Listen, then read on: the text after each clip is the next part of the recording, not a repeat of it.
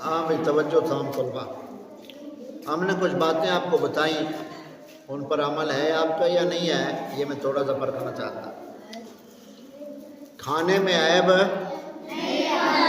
نہیں نکالنا، گھروں میں اکٹھے بیٹھ کر کھانا اور بسم اللہ شریف پڑھ کر آخر پہ الحمدللہ کہنا ہے، ٹھیک ہے؟ گھروں میں جا کر پہلے کیا کرنا ہے؟ دستک، دروازہ کھٹکھٹانا ہے۔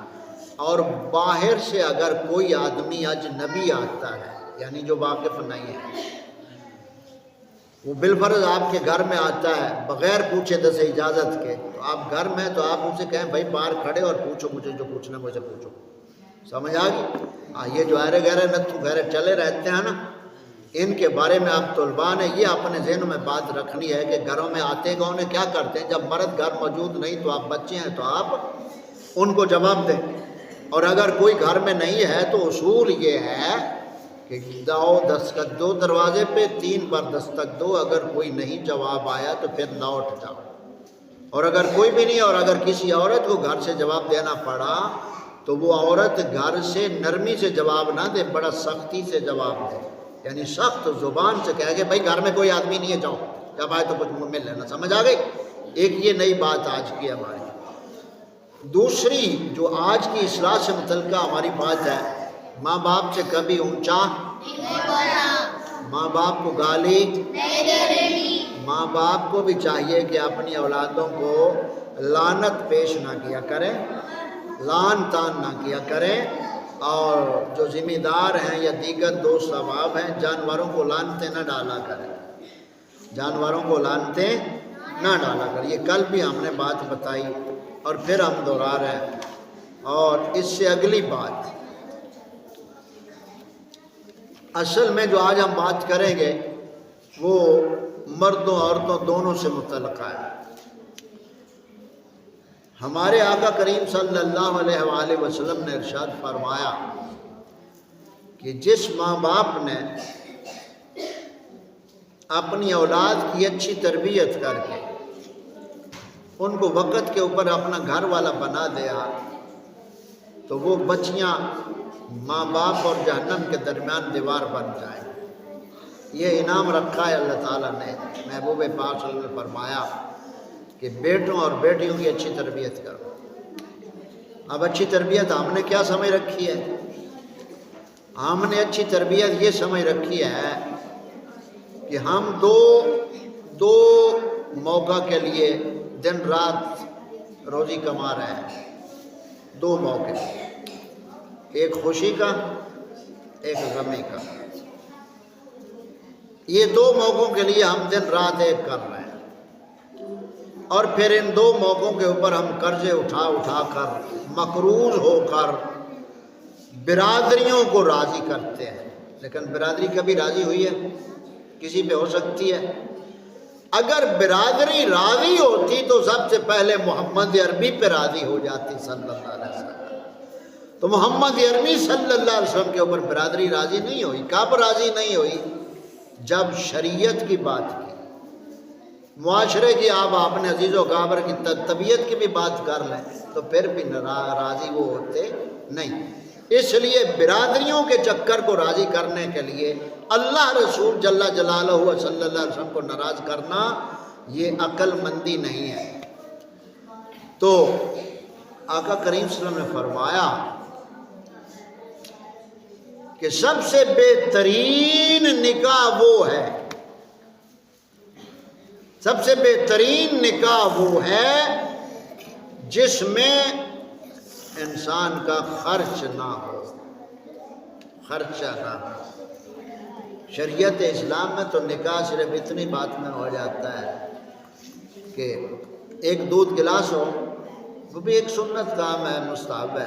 حضور شیر ربانی فرمایا کرتے تھے، شرک پور والے سرکار فرماتے تھے کہ نکاح تو ایک گلاس سے بھی ہو جاتا ہے، پھر اتنا خرچہ کیا ہو؟ تو یہ خرچے ہم لینے دینے کے لیے کرتے ہیں، ناک رکھنے کے لیے، لیکن جب مرتے ہیں یہی ناک کی کمٹی پہلے ٹیڑھی ہو جاتی۔ کبھی سوچا ہے، دیکھا، غور کیا؟ جب آدمی فوت ہو جاتا ہے تو یہی ناک کی جو کمٹی ہوتی ہے آگے والا سرا نتنوں کے اوپر یہی سب سے پہلے ٹیڑھا ہوتا ہے. جس ناک کو بچاتے بچاتے ہم نے دن رات ایک کر دیا, نتیجہ کیا نکلا؟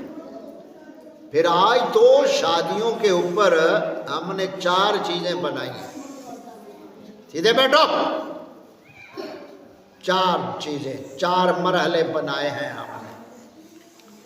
سب سے پہلا مرحلہ ہم نے بنایا ہوا ہے, جو میں یہ باتیں بتا رہا ہوں ان کا شریعت اور دین سے کوئی لینا دینا نہیں, نہ عقیدہ اہل سنت سے ان کا کوئی تعلق ہے. آپ کی اپنی مرضی جیسے چاہیں کریں, ہمارا کام ہے بات بتا دینا. اب 4 مرحلے بن گئے ہیں شادی کے. پہلا مرحلہ منگنی کا, اس کے اوپر جس کی جتنی بساط ہے اتنا خرچہ کرے گا.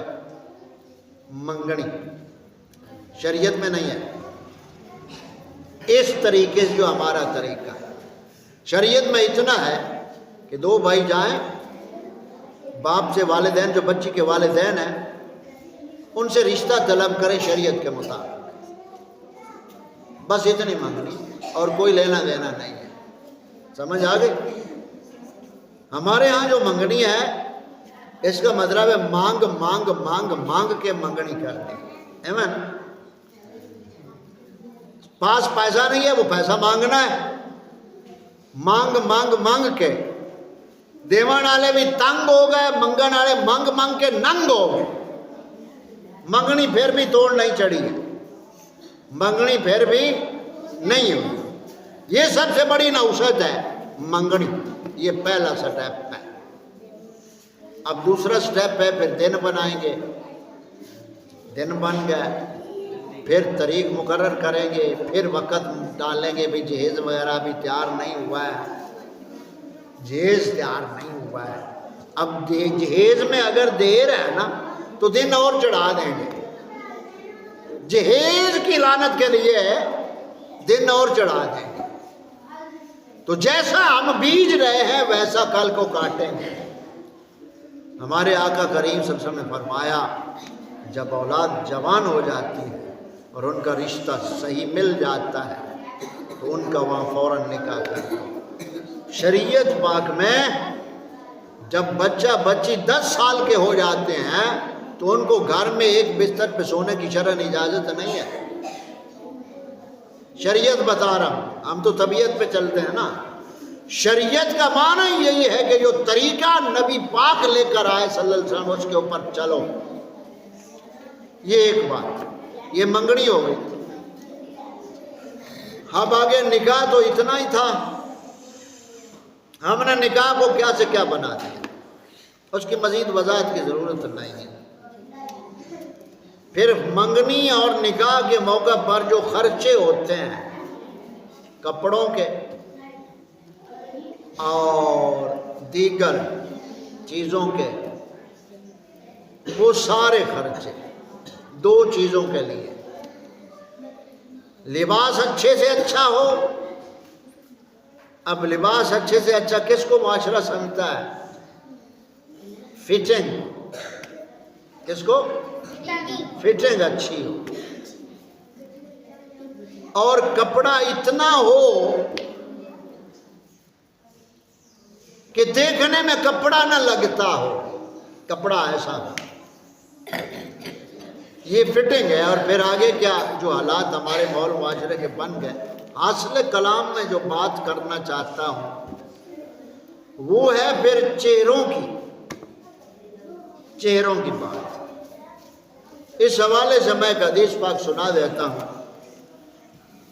ہمارے آقا کریم صلی اللہ علیہ وسلم کی بارگاہ میں ایک صحابی نے عرض کی, یا رسول اللہ صلی اللہ علیہ وسلم, جب آپ کی امت جہنم میں جائے گی تو جہنم میں تو لا شبہ شمار مخلوق ہوگی, تو آپ اپنے امتیوں کو کیسے پہچانیں گے؟ آپ اپنے امتیوں کو کیسے پہچانیں گے؟ تو آپ صلی اللہ علیہ وسلم نے فرمایا کہ میں اپنے امتیوں کو چہرہ اور ہاتھ اور پاؤں کے نشانوں سے پہچانوں گا کہ جو وہ چہرہ اور ہاتھ وضو کے اعضاء میں, جو اعضاء وضو میں دھوتے تھے نا, وہ اعضاء ان کے اللہ تعالیٰ کے فضل سے چمکتے ہوں گے جہنم میں بھی، اور ان اعضاء چمکتے چہروں سے میں پہچانوں گا کہ یہ امتی میرے ہیں، تو ان کو عذاب سے آقا کریم صلی اللہ علیہ وسلم نکال لائیں گے اور شفاعت فرمائیں گے، اللہ تعالیٰ معاف فرما دیں۔ آپ یہاں سے اندازہ لگا لیں جو میں بات سمجھانا چاہتا ہوں کہ ہم جتنی چاہے قیمتی قیمتی چیزیں چہروں کے لیے استعمال کر لیں، اگر چہروں کی سچی چمک ہم چاہتے ہیں مسلمان مرد و عورت، تو اپنے چہروں اور ہاتھوں اور اعضاء کو وضو سے دھوئیں، وضو سے دھوئیں۔ یہ اصل چہرے کا حسن ہوتا ہے جو مالک تعالیٰ نے عطا کیا۔ اور پھر ان چیزوں کے اوپر تو اکثر ہمارا ماحول معاشرہ سب کو چھیڑی چوٹی کا زور لگا دیتا ہے، منگڑیوں پہ اور ان چیزوں کے اوپر۔ تو اس لیے اللہ تعالیٰ ہمیں ان چیزوں سے اپنی پناہ میں رکھے، اور جو حق ہے اسے سن کر سمجھ کر عمل کی توفیق عطا فرمائے۔ اور ہم تمام طلباء سیدھے بیٹھو، آخری بات ہم کرتے ہوئے، گھروں میں یہ جو منگتے آتے ہیں ان پہ بھی نظر رکھو، اور منگتے جو ہڈے کٹے ہیں ان کو کچھ نہ دو۔ یہ ریڑیوں کے اوپر ڈرامے باز بیٹھے ہوتے ہیں، کہتے زبان سے کہے ہوتے ہیں ٹانگیں ٹوٹی اور بیٹھے ٹھیک ہوتے ہیں۔ وہ کسی نے ایک یہ نیٹ کی خباثت کے اوپر دیکھنے میں آیا کہ وہ کتا ہے، کتا وہ پچھلی ٹانگیں گھسیٹ کر جا رہا ہے، دیکھنے والوں کو بڑا ترس ہے، کتا معذور ہے، آگے تھوڑا سا نکلا تو ٹانگیں کھڑی کر کے دوڑنے لگا۔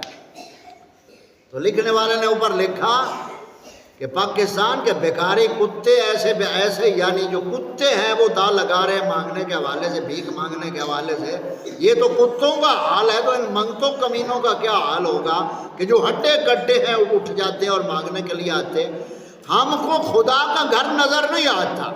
مثال کے طور پہ خوشی غمی کے اوپر کتنے خرافات ہم کرتے ہیں، لیکن کبھی کسی نے یہ بھی پوچھا کہ اللہ تعالیٰ کا گھر ہمارے گاؤں میں ہے، الحمدللہ یہ جاری ہے اور اس میں کسی چیز کی ضرورت بھی ہے؟ نہیں، کسی نے نہیں پوچھا، توفیق ہی نہیں ملتی ہے۔ اللہ تعالیٰ کے گھر میں صفیں نہیں ہیں، ہماری صفیں جو ہے کافی یہ پرانی ہو چکی، اور پوری مسجد میں صفیں بھی نہیں ہیں، لیکن ہم ان رسومات پہ، ان لعنتی چیزوں کے اوپر ہر ممکن کوشش کر کے پیسہ بہا رہے ہیں۔ اور ایک وجہ یہ بھی ہے کہ پیسہ اگر ہم دین کی نیت سے کماتے ہیں تو دین پہ ہی خرچ ہوتا، تو پیسہ تو ہمارا دین کی نیت سے ہے نہیں، دنیا کی نیت سے، دنیا میں پڑھ کر اور دنیا کماؤ۔ جب پیسہ ہے ہی دنیا کے لیے، دنیا کو کمانے کے لیے، تو پھر اللہ تعالیٰ کے راستے میں وہ پیسہ کہاں لگے گا؟